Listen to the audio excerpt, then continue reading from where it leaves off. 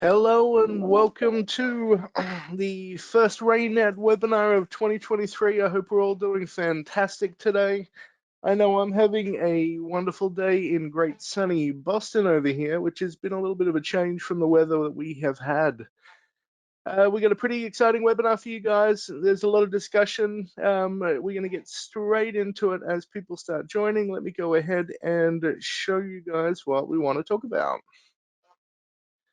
Okay, the topic today, IT visibility, turning data into actions for successful IT initiatives. All right, now I am Lawrence Dempsey. I will be your speaker today. You could probably tell from the webcam that the stock photo that Market and Keep using for me is pre-pandemic. And since the pandemic there, I've added a little bit of facial hair. I also have with me Ron Sturley, who is the Vice President of Sales. And Ron, what's the weather like in Canada right now? Well, it is lovely and sunny. It is cold, but it is warming up. So, unbeknownst of all your jokes about I live in an igloo and so forth, that is untrue. It is fine here. Thank you. I think straight away no one believes you that it's sunny in Canada any time of the year. All right, let's get straight into it. So we're going to talk about a few things today. We're going to talk about what do we mean when we say turning data into actions. We're going to walk you through the process of actually turning data into actions. We're going to jump in at some point and give you guys a mini short demo of what our technology can actually do to help you turn the data into actions. And then we're going to have a Q&A session at the end. Okay, with that in mind, we run a webinar. The title is IT visibility, which I think is a term that can get thrown around a little bit.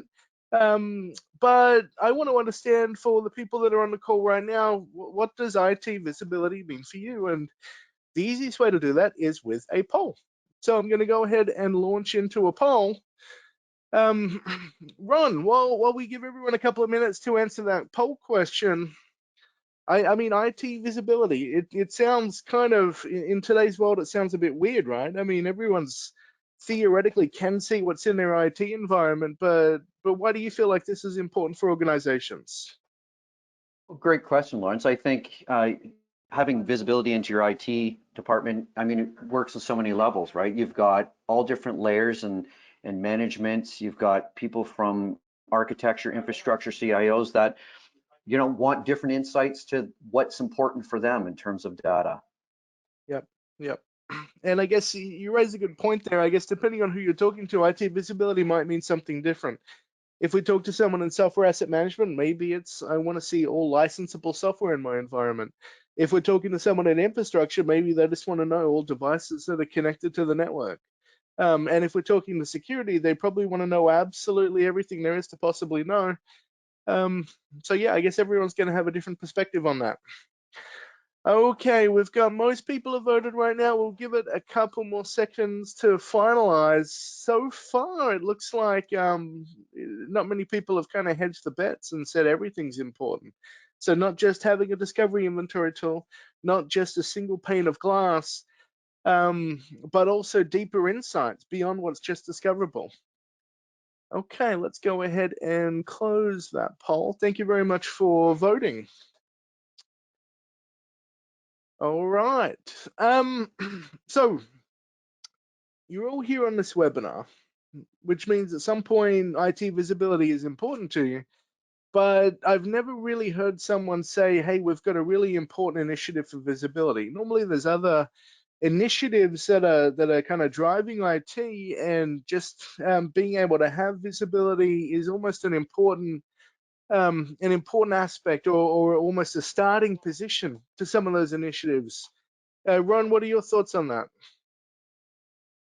Well, I think it all goes back to we used this analogy before, right? So when I think about initiatives, everything's important, but organizations today, many of them aren't looking to buy the quarter-inch drill, right? They just want the quarter-inch hole. They want to address the problems that data occurs. What does data mean to me, and why is it important top of mind? And we're seeing it all across the board. As we see layoffs and what have you, Lawrence, we see people trying to save money. Data plays an important role in that. What's important to them could be end of life, end of support, it could be technical debt, but so many different variants. I really like that. I kind of like that analogy as someone that unfortunately has to go to the hardware store quite a lot, even though my wife doesn't necessarily appreciate it. Um, yeah, I'm never going there because I need to buy a drill. I need to buy a drill bit. Well, I mean, I guess I am going there, but at the end of the day, yeah, the goal is to put a hole in the wall. How many water lines I happen to puncture while doing that? Well, that's between me and my wife, but no, I completely agree with your point there. That's valid. And I guess to the point we see here and why this is still an important topic. Um, Having visibility into IT is still a crucial part of being successful for most initiatives. And I guess what we've seen too often is multiple initiatives end up not necessarily succeeding or taking multiple attempts at succeeding because of the lack of good visibility or at least good underpinning data to help garner some of those key insights from an organization. So I think that's a pretty good point there. Now we talk about turning data into actions, and this really comes back to the principle that Ron spoke about with the drill bit. You could have a cost-cutting initiative or a environment simplification initiative. You may even have a security-driven initiative, and fundamentally, to be successful with those initiatives, you need to have good quality data. You need to have good visibility. So let's take a look at each of these use cases and kind of talk about how visibility plays an important role in that. So first of all, with application rationalization. So we're working with a customer right now, and their primary focus was, hey, we've got a fairly complex environment. We've definitely got a lot of software, but we think we've got duplicate capabilities. We think we've got two different types of PDF editors across the environment. So we want to do a couple of things. We want to reduce the number of tools we have in the environment that fundamentally do the exact same thing.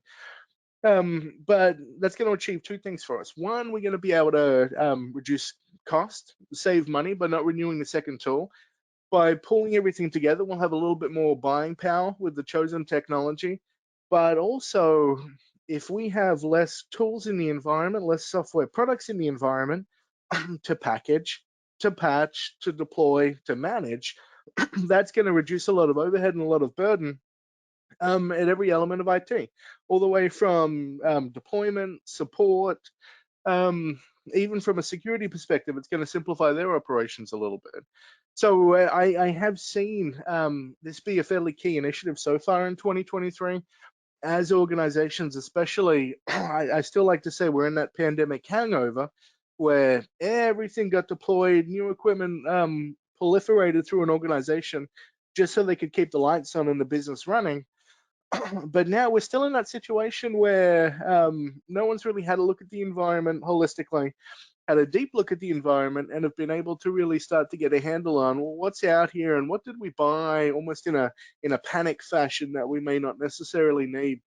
Ron, are you seeing similar things up there across the border? Absolutely, absolutely. To the point where, again, you hit the nail on the head. Pandemic, people were buying everything. We changed the landscape of IT working from home, and now the epiphany has set in, and especially with all emerging technologies. We've got AI, we've got everything else surrounding us. Things are continually changing, and now it's going back to procurement, going back to the people that support the applications, saying we have a lot of the same things. Do we need them? What's the redundancies? How do we eliminate costs by redundancies? There's a lot of tools out in the market. And again, we've heard from leadership saying, I have too many tools, right? I'm not looking to buy a tool, kind of goes back to that quarter-inch drill bit thing. I've got too many drills, I just want the hole. So again, we're starting to see a lot of application rationalization being, top of order. Yep, no, I like that. Another initiative that we see quite a lot of right now is all around the identification of end of life and end of support, whether it's hardware, whether it's software as well. One of the theories I've got as to why this is becoming, a lot more prevalent, certainly recently, especially as from a hardware perspective, we had all the supply chain shortages for a couple of years. We still had an over demand for equipment as we needed to, provision new client devices out to employees that are now working remote. So where we're stuck now is we've got a lot of stuff in the environment, and it may not necessarily be in support. We also have seen recently a lot of really high profile published attacks or outages from organizations that have had a failure, relating to legacy or obsolete equipment or even unpatched, unmaintained software. So, if I put my security hat on, I'm certainly carrying a lot of risk, not just the risk of a hack or an attack, but also the risk of just older equipment or even unpatched software, potentially bringing down large capabilities of an organization. I mean, Ron, what are you hearing in your neighborhood around this? Yeah, well, a lot actually. We're this I would think is probably one of the largest initiatives of 23. This is coming down from like the CIOs, CTOs that own usually end of life is owned by architecture EA, and it was surprising how many large organizations still do end of life with a spreadsheet and whatever data sources that are available to them. So again, how important is this when you talked about ransomware attacks that they've got to go to the board once a month and uh, present that current posture when they're not getting complete and accurate data? It's staggering to me. So, but I'm starting to see a lot of this. This is top of mind right now for initiatives. Yep, yep, and it definitely falls under the banner of IT visibility as well. Interesting one is I'm seeing a lot of demand as well for additional vulnerability capability. So this is beyond any dedicated vulnerability management tool that security may have in place, but just other parts of the business wanting insight into what vulnerabilities are out there, and also then what's the proposed course of action with that. Is it a tolerated vulnerability? Is it a vulnerability that needs to be patched? Are we needing to potentially remove the software altogether and focus on something else or upgrade to a brand new version? So I'm seeing as well this be a fairly hot topic for organizations, which surprised me personally because there are a lot of dedicated vulnerability management capabilities that are out there. Um, Whoops. Actually, before I jump into this, let me go ahead and come back. This might be a good time to ask our second poll question. Actually, we've spoken about a couple of initiatives, but I want to go ahead and get a sense from the audience here. As you look at vulnerability, as you look at IT visibility, apologies. Um, there must be some sort of initiative that's driving the need for better visibility. So, one of my questions is, what is that initiative? And we've proposed a couple of things here on the poll. Um, Ron, I mean, we've done a lot of work around ITAM and SAM initiatives. Certainly, as you can't manage what you can't see, I think is a fairly common phrase there. But what else are you seeing what other initiatives are you seeing pop up that are lending some importance, I guess, to better visibility and a high demand for visibility in an organization?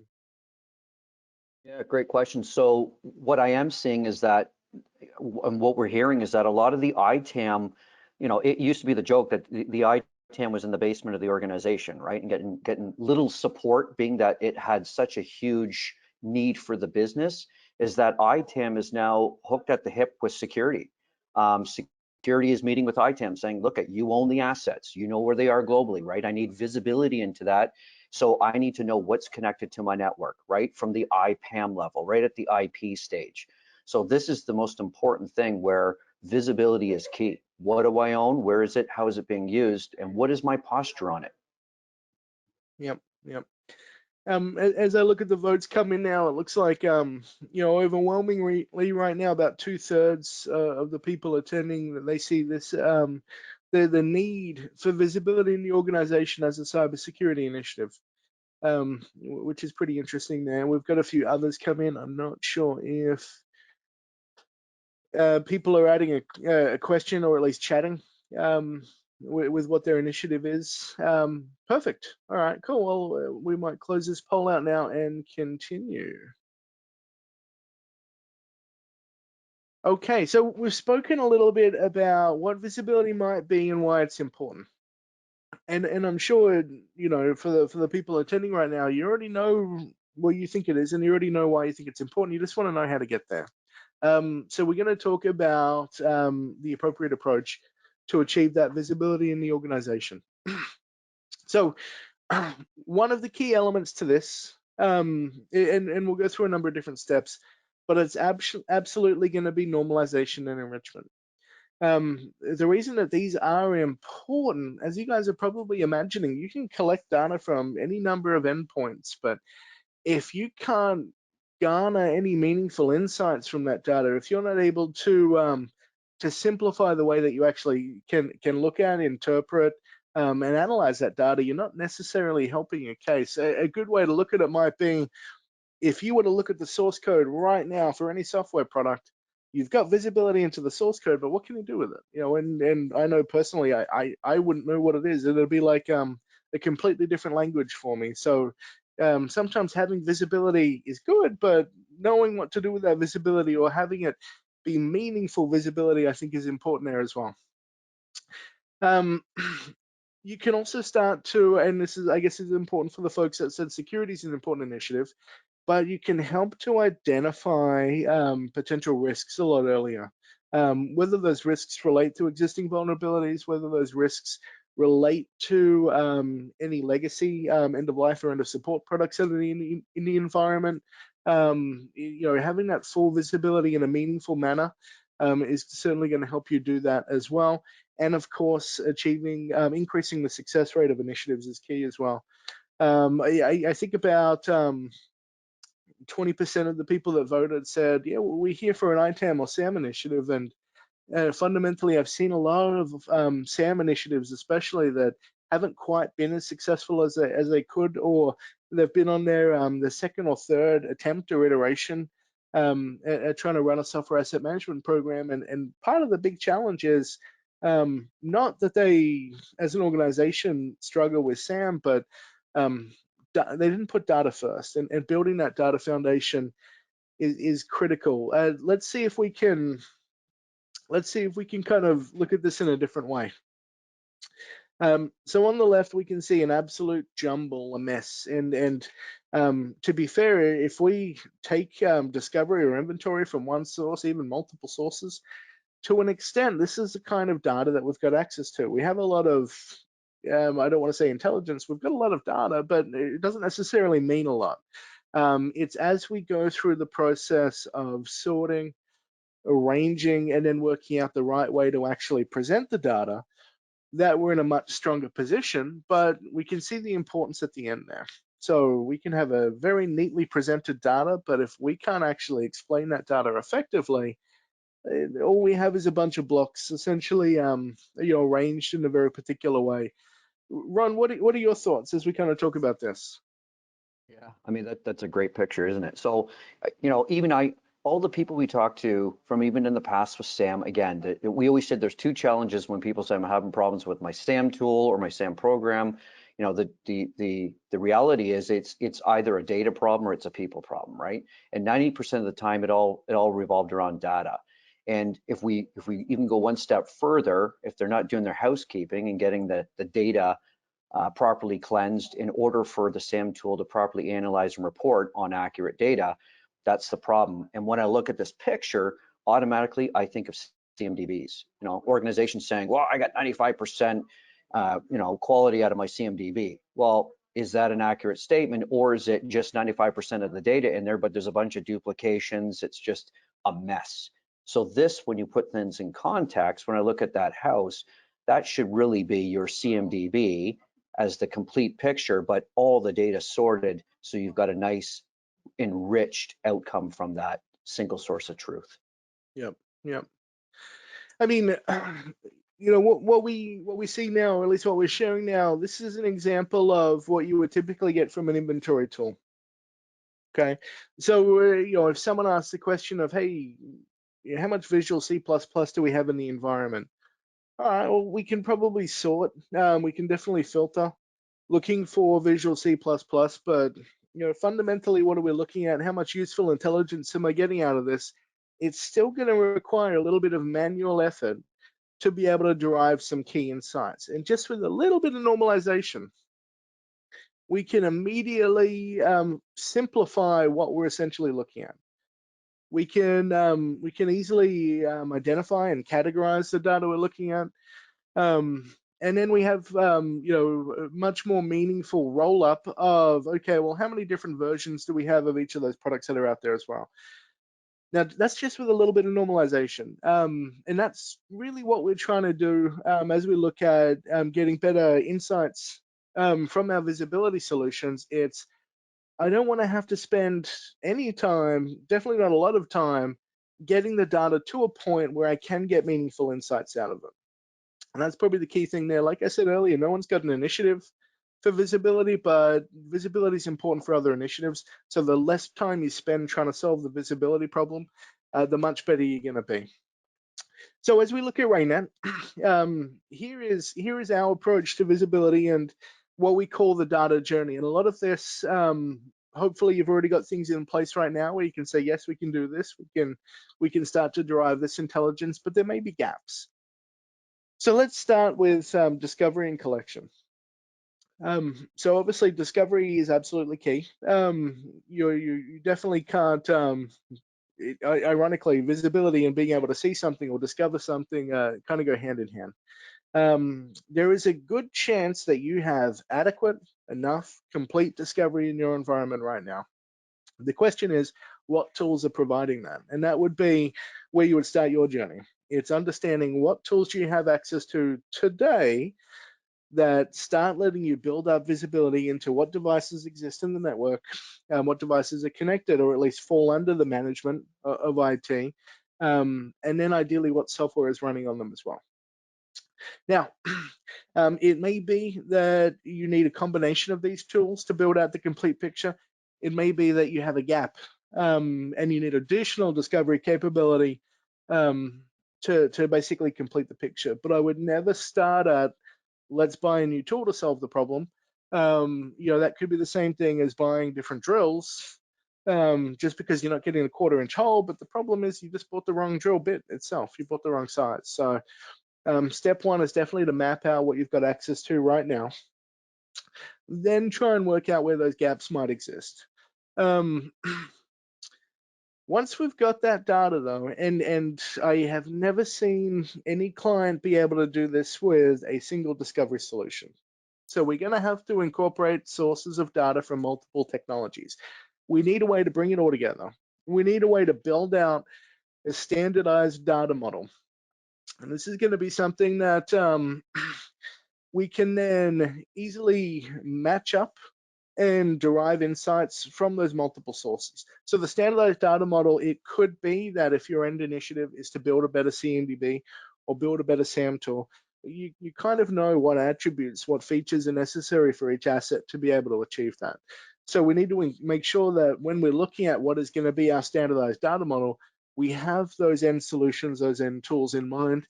There's nothing worse as you're trying to build out visibility now of leaving out key elements that you need to be able to visualize later, but you didn't collect in the early process. Once you've brought everything together and you've built that standardized data model, now immediately, very early in the process, you could start to solve other problems. You could start to look at how do we take this data to further enrich or at least validate the quality of the CMDB? How do we take this data to potentially support a cybersecurity initiative by looking at what technologies are currently managing the devices, but also more importantly, what technologies aren't? And we'll talk about that a little bit later on.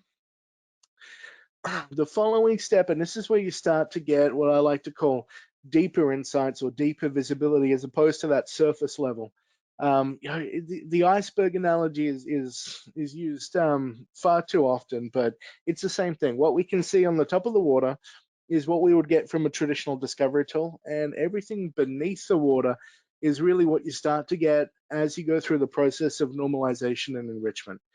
And the goal there is simplifying what we're looking at, adding in additional data points like our lifecycle data, our end of life, our end of support data, our vulnerability data as well, so that we actually start to derive more intelligence and more insights from the same data that we've got access to. The key thing here, and this is the most important, too often I've heard organizations say, I just want end of life data. I need end of life data for my purpose. And the follow-up conversation is fantastic. Who else is going to benefit from it? And when I hear don't care about them, this is my capability, my tool. What we're doing is achieving visibility for a few as opposed to the many. So the key thing to look at is the data that we're building out here now, that we're enriching and normalizing now, it should benefit the whole organization. Too often I see companies with silos. I saw a great comic strip on LinkedIn, and of course I didn't save it, but it's perfect. It was asking each department a very simple question: how many Windows devices do we have? Security gave one answer, infrastructure gave another answer, software asset management or IT asset management gave different answers as well. Nobody had the same answer to such a simple question. And part of the problem is that siloing of data, siloing of initiatives, and certainly siloing of capabilities. We should make sure as we go through this process that when we are looking at supplementing other systems, we're looking at basically supplementing out what we've built, which is a true single source of truth. And that single source of truth should form part of a CMDB. It should form part of an IT asset management program. It should form part of what security are using and leveraging to help ensure that their tools, their processes are in place across the whole environment as well. Ron, anything you want to add to that? No, I think you hit it bang on, Lawrence. I mean, again, this is not, we always say never rip and replace, but as we went application rationalization through that, I guess that string, when I look at the flow here between what you discover and collect, how we transform that data, then how you normalize and enrich it, it's amazing the different use cases as you go through this, as I'm looking at it. And again, I've always said, as each business unit has their own modus operandi, the interesting thing is whoever they report into, so for people trying to drive value or a business case for their immediate need, the higher up you go, the organization that owns data, these multiple use cases, end of life, vulnerability, CMDB, usually fall under a lot of these same groups. So good quality data at the very end will fund your program. Yep, exactly. I'm gonna use this as an opportunity to ask the last poll question, because I've spoken a lot about what enrichment, might mean for your organization, what it might include, but I guess it's a good time to understand from the audience as well. When you hear data enrichment, normalization and enrichment, specifically, what data do you think is going to be most useful for you? Um, while everyone answers that question, let's talk a little bit about our solution, and then we're going to jump into a demo real quick as well. So obviously, RainNet does have a solution to help us go through this data journey and to help us solve the problem of IT visibility. We are absolutely confirmed by Gartner as well. So anyone that has a relationship with Gartner, especially if visibility is important to you, use it as an opportunity to talk to Gartner and at least ask them what they think about our capability. I mean, obviously we're quote mining here, but they did indicate that we're a pioneer for that type of data management, which is fantastic. Our particular approach, actually, I'm quite conscious as well that you may not be able to see what I'm sharing while the poll is active. So I'll give a couple of minutes to have more people complete the poll if possible, and then we'll move on a little bit as well. One interesting anecdote I might go through as we talk about this topic and wait for more people to vote. I was on a call yesterday with a prospect, and they were talking about, these are the challenges that we're trying to solve, and this is what we need access to. And on this particular call, there was multiple stakeholders, and one of them chimed in and said, "Hey, that initiative that you're trying to solve, we have a solution for that. That we bought a couple of weeks ago, a couple of months ago. It doesn't really matter when. But I thought that was interesting. And again, it goes to this idea of siloing, capability siloing, and data siloing certainly as well. So, as we talk about that data journey being understanding what you have access to today, um, make sure you do that, and make sure you do look at other stakeholders. So if you're on this call and you're sitting within security, start talking to other groups. What capabilities do we have access to? But it never ceases to amaze me that part of the reason we have duplicate technology in place is just because not enough people realize that those capabilities may already exist in the environment before they go shopping for them as well. All right, perfect. I am going to go ahead and close the poll now. Fantastic. It looks like basically everyone agreed equally that end of life, end of support data, software categorization, and also vulnerability were key insights that were important from an enrichment standpoint, which is good. And nobody said other, which is also perfectly fine as well. Okay, so let's talk about the RAINet approach then. As we kind of refer back to that data journey, our initial approach is to discover and collect.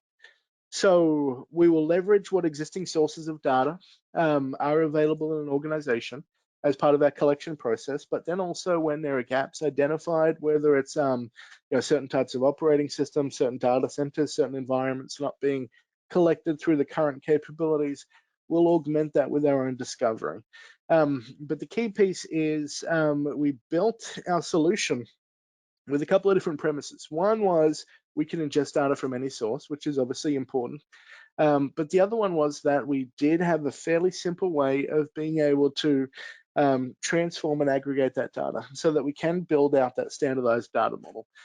Because again, there's nothing worse than having multiple sources of data and not having a really efficient, simple way of garnering those very simple insights we can get just by looking at or overlaying each of the sources of data.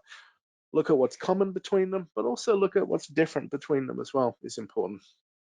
The next step is that those deeper level of insights, so normalization and enrichment. And then obviously, we built our solution to make sure that it was fairly simple to maintain and operate. I think one anecdote I like to give is around the fact that we want to solve the problem of visibility. We want to solve it well, but we don't want to solve it by over-consuming already busy resources. Like we said earlier, nobody has a real initiative for visibility. Its visibility is needed to fuel other initiatives, so it can't take away resources from those initiatives just to achieve it. So let's go ahead and see what this solution is that we keep talking about. So when we first enter a unified data management platform, we're presented with a number of different external connection options. Like I said, we do have a large number of existing integrations that we can pull data from. We cover most on-premise systems that I've seen, but also a number of SaaS tools as well. I know we haven't necessarily spoken about SaaS, but I do see SaaS as being or starting to become a little bit more prevalent when it comes to solving for visibility. Needs to be more than just on-premise and cloud, but also needs to include SaaS as well. Okay, so if we were to just start off with a single source of discovery, then the level of insight, the level of depth we're going to get is fairly simple. We're just looking at potentially how many different devices we've discovered in the environment, how many of them we've successfully gathered software inventory from, and then potentially also the currency. So how many have we collected recently? What's been the data change over time?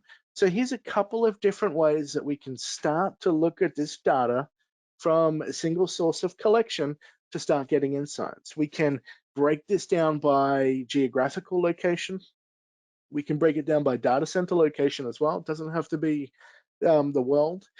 We can start to look at, well, what do we know that's valid? What do we know that's outdated because it's fallen outside of our collection policy? What have we discovered, but we haven't yet successfully got software inventory for yet as well? We can look at this trend over time to see from an environment perspective, are we growing? Are we shrinking? what's actually changing here, and we can even fine tune, and I apologize that this is such a selective set of data, but we can even start to fine tune some of the periods as well if we wanted to really hone in on a certain portion of the history that we've got access to.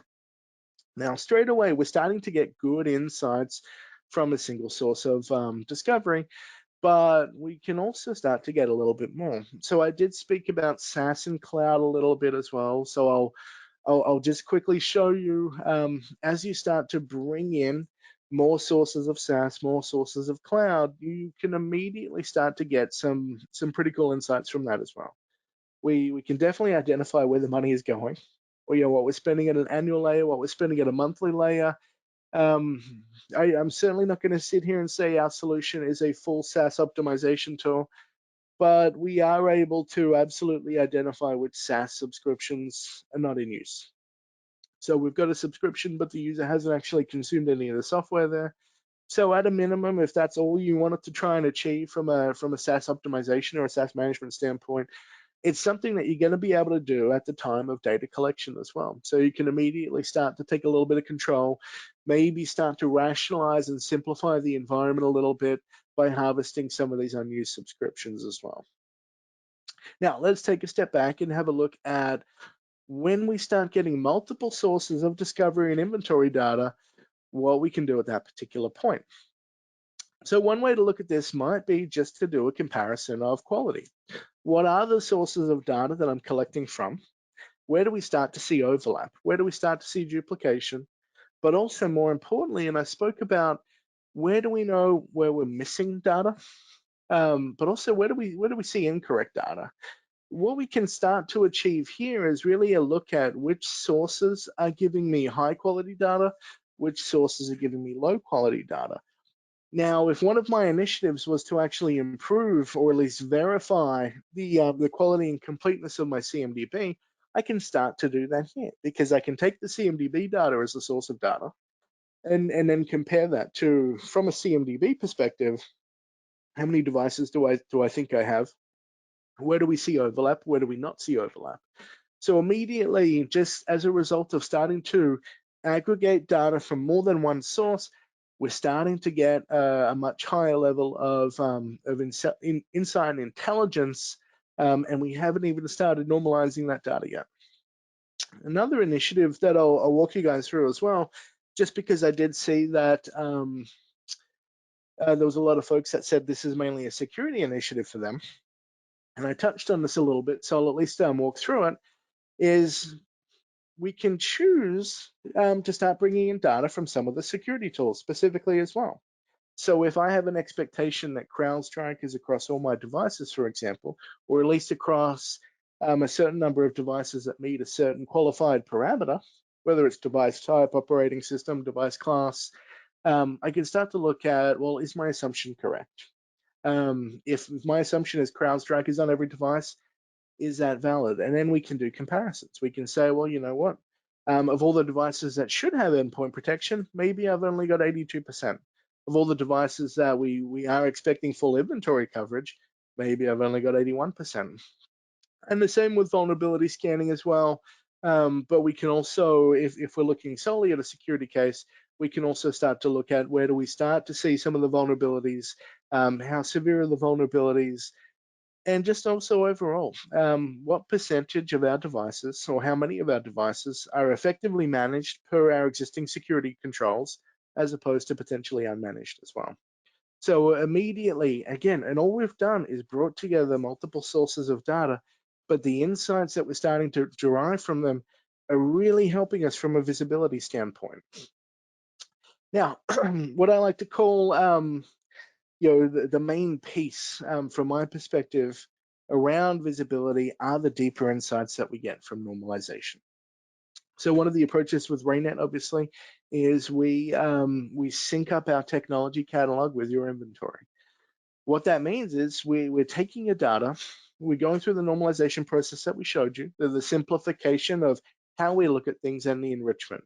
Now, what I like about our approach to normalization, and you may have seen other normalization capabilities or other technology catalogs, our approach is to normalize as much as possible, to enrich as much as possible. We don't apply any arbitrary distinctions on we will only cover this type of software or only cover the software from certain publishers. We try and do it all basically because I don't know what your use case is. I don't know what your initiative is, which means I can't rule out anything from my normalization and anything from my enrichment. So that's one of the things I really love about our approach to normalization. And it means we can start getting some really cool insights into the environment overall. And this is where we come into visibility. Because we are trying to normalize and enrich everything, we can really start to see our environment finally for the first time. We can see from a hardware perspective, what is the breakdown of how many unique devices I actually have? What are the manufacturers for those devices? What are my top operating systems that are in use? How many unique hardware models might be across the environment? What about software? Well, how many unique software products exist across the environment?